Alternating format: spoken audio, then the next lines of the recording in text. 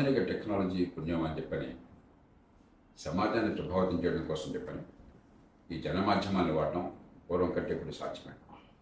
అందుకే ఎందరో ఔత్సాహికమైన యువత మంచి ఆలోచన ఉన్నవాళ్ళు సమాజానికి అందించడం కోసం చెప్పని రకరకాల ఛానల్స్ పెడుతున్నారు, యూట్యూబ్ ఛానల్స్ వగైరా.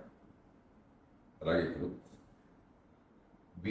డిజి మీడియా అన్న పేరుతో విద్య, ఆరోగ్యం, వినోదం, దాంతోపాటు వార్తలు ఇవన్నీ అందించి ఆలోచన పెంచాలి, కొత్త రకంగా మనం ఈ మీడియాను ఉపయోగించుకోవాలనే ఉద్దేశంతో యువత వచ్చారు.